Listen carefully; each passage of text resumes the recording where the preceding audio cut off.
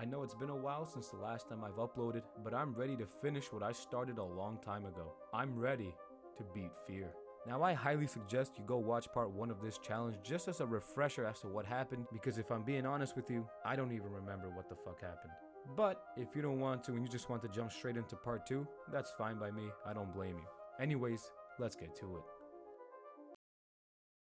Ladies and gentlemen, I fucking did it. I got past that disgusting, downright offensive part I was stuck on in the previous video.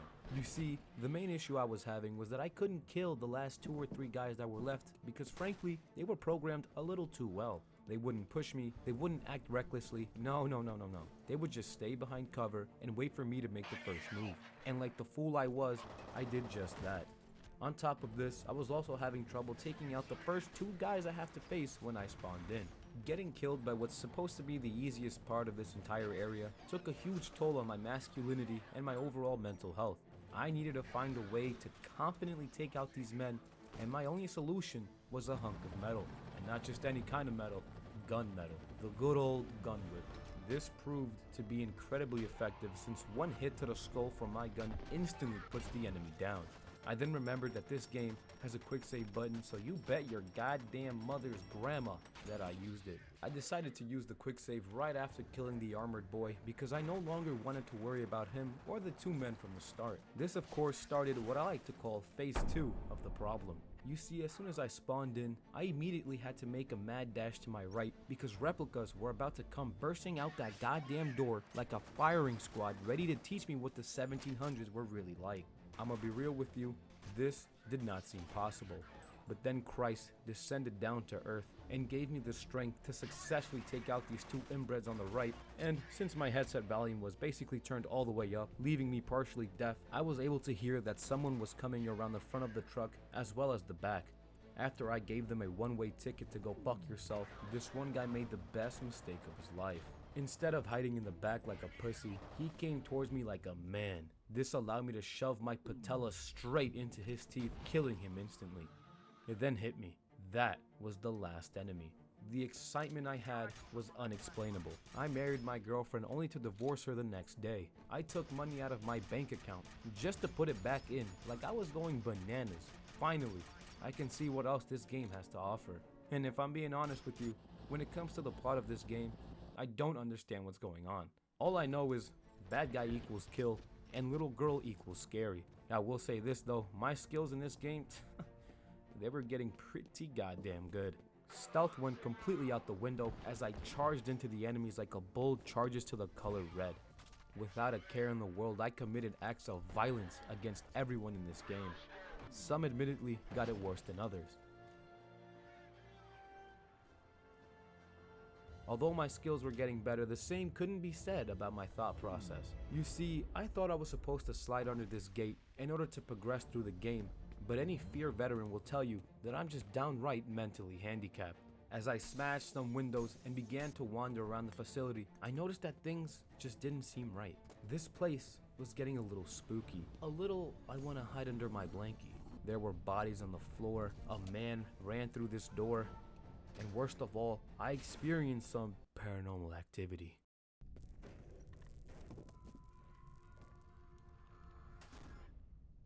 Things were clearly not normal in here, but thankfully upon further inspection, I realized that there was no ghost in here trying to tickle me. No. All the hauntings in this facility were being caused by someone who was able to talk, walk, eat, and fuck. A terrifying, devastating creature known as a Homo sapien. As I kept walking through the wilderness, I felt as if I was being watched. I then managed to capture something on camera that may be shocking for some viewers, so viewer discretion is advised. Some viewers may find the following video disturbing. Viewer discretion is advised.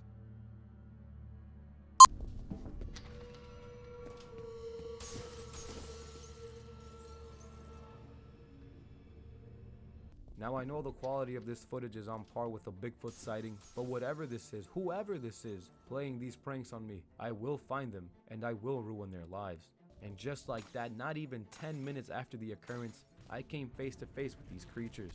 Without hesitation, I kicked his chin into his face, instantly giving him rigor mortis. I mean, just look at him. If that doesn't scream 6 feet underground, then I really don't know what does. He wasn't alone though. His pal over here thought he could avenge his fallen comrade, but boy oh boy, whatever they pay these men isn't enough for the atoms I end up disintegrating in their bodies. As I traversed the land, someone fell out of the roof and knocked the wind out of his asshole. To my surprise, it was a civilian. Now, as happy as I am to see this man, something was off about this guy. I didn't trust him. I mean, just look at him. The way he eats those Cheetos in such a demanding, smug way makes me sick. If I could kill him right now, I would, but sadly I needed his help since he went to college and was smarter than me. The cheese puff told me I had to turn off the defense system in this facility in order for him to work his computer magic. I came across his office and I mean, it's pretty accurate. I don't know what else I was expecting. There were a lot of men guarding the aforementioned defense system, and death was not an option. That's because when I die, I unfortunately get spawned next to this disgrace. So I have to hear the dumb shit that comes out of his mouth every time I die. You just gonna stand here all day? That was basically all the motivation I needed to get a little more serious, get a little more violent, and turn off the defense system. Upon doing what the idiot asked me to do, he decides to just dip and leave me alone. I now had to go ahead and reboot the server myself. Now I don't want to brag, but I was cooking. The poor pathetic men that were sent my way to protect these servers were no match for me. I made breakfast, lunch, and dinner with their bodies. Heck, I even threw in a snack. The server got rebooted, and then I had to find out what happened to the missing SFOD team that was sent here earlier. I came across a man who I still, to this day, regret seeing. It's because I hit him so hard with an uppercut that I feel like I must have been holding a roll of quarters in my hand, because I've never seen a man get knocked out this hard before in my life. Because of me, he is either dead or he's on his way to being dead. Anyways, as I was heading to the last known location of the team, the usual daily stuff occurred, like voices in my head. I was born from her. We are separate, but we are one. The occasional demon trying to kill me, and visions of a man. You know, Seen her. the good stuff. I then came across my team. Well, what was left of my team. I'm pretty sure there was more liquid than man in this entire room. It literally looks like the Kool-Aid man came in here and exploded. Well, with the status of my team now clearly established, I was now back to my original objective, getting to F.E.A.R. As I was searching for him, I came across this poor guy. Now, I'm not quite sure what he did to get 4 fat C4 charges strapped to him, but nevertheless, it was my job to save him. Now, I'm no expert in disarming explosives, so I had to secure these elevators to allow the real professionals to come in and save the day. Enemies would spawn in from certain elevator doors, and it was my job to take care of them. Now, in all honesty, it was going great. Like, I barely gave these guys a chance to blink before I shoved my foot up their ass. But then, of course, the armored man had to pull up. I had no choice but to use the gun. The bomb diffuser came, and I led him to the hostage. While this was going on, someone was messing with the security features of the entire facility and turned on the fire alarms. This meant the elevators could not work until I shut them off. But guess what? I shut them off, and the elevator still did not work. I now had to find another way up to access the roof. I went through some ventilation, died by jumping into a pile of corpses, broke a few more windows, broke a few more bones, and got a double kill, all to get to the roof, where I was left there alone to perish. It's alright though, because I'm not trapped here with the enemies are trapped here with me. Since these guys aren't wearing any face protection, I can finally see the horror and regret in the faces of my enemies as I take their lives. An explosion happened and left a dark hole in the middle of the room. What do? I jump in it. After a lot, and when I say a lot, I do mean a lot of hand-to-gun combat, I came across a familiar bag on the floor. There's only one man I know that can eat this without suffering some sort of a heart failure. And there he was, Sodium. He said I had to go override the lockdown in order to get the elevators back online. The man said, "Don't worry, I won't go nowhere this time." What happens as soon as I get the elevators back online though? Well, time to take the alternate route. Again. To my surprise, I ended up coming across Sodium once again, but this time he really crossed the line. He decides to turn on the sentry turrets. Let me tell you something. These turrets rip through my ass like a drill going through butter. I tried attacking it, but to be honest, I don't think you can destroy them with any sort of melee. I chose the less heroic path and ran away only to meet another turret that almost killed me because I couldn't break this goddamn lock. I mean, you see that, right? I'm clearly hitting it. But yeah, this whole area turned into a war zone. I felt like I was having flashbacks to Nam because all I kept hearing as I walked around was gunfire, over and over and over again. Eventually, after passing all that PTSD, I came across something I just really didn't want to see.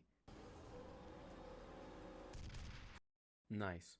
I tried running at the robot and beating it up, but if I couldn't even beat up a basic armored soldier, there was just no way in hell I'd be able to do that to a mech. The second my slow-mo ran out, you know what, no. The millisecond my slow-mo ran out, I got airstriked like 5 times. I thought maybe I could just leave the room and not have to fight it, but nope. I was stuck in here, realizing that I had to once again use a gun to defeat an enemy. Now I'm not sure what happened, but I somehow managed to not record the epic battle, but that's okay since if I'm being honest, it's not that impressive either way. Now get this, I thought that mech was a boss fight.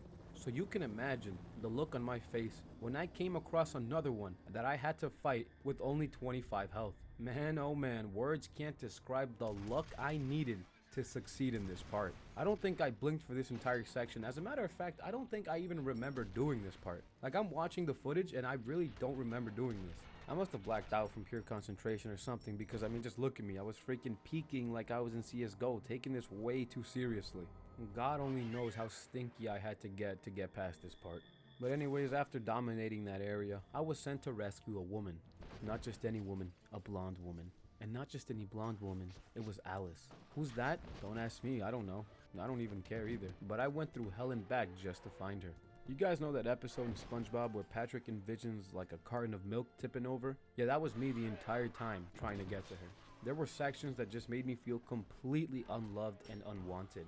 The sheer amount of enemies, the sheer amount of stupidity was just completely unnecessary. I was actually about to call 911 and tell him to arrest whoever made this game because it just felt illegal.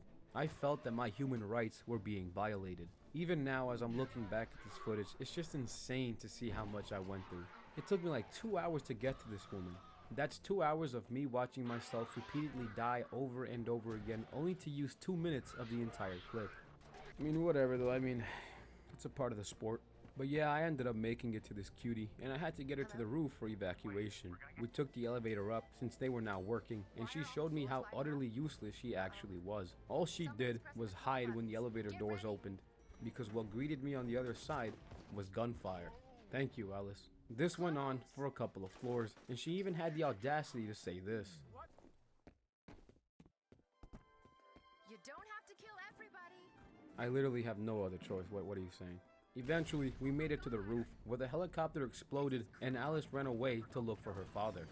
Well, time to look for her again. You know, looking for her would have been pretty easy, but then the game decided to introduce me to security bots. They are incredibly annoying. These bots will not stop following you until they kill you. The only good thing about this is that my fists do put in some decent damage. These 2 men came down through the roof, cock in hand, feeling badass, thinking they were going to put an end to me. But all they ended up doing was screaming in pain as soon as their feet touched the ground. Alice got in her car and left to go see her father, so I had to follow her via helicopter. And where do you think this helicopter was, guys? Oh yeah, on another fucking roof. The roof of a parking lot.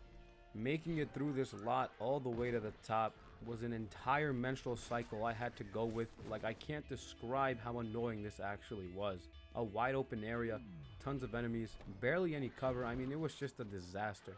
But thanks to the Holy Trinity, I was able to do it. I got in the helicopter and was ready to chase after Alice, but the pilot had another plan.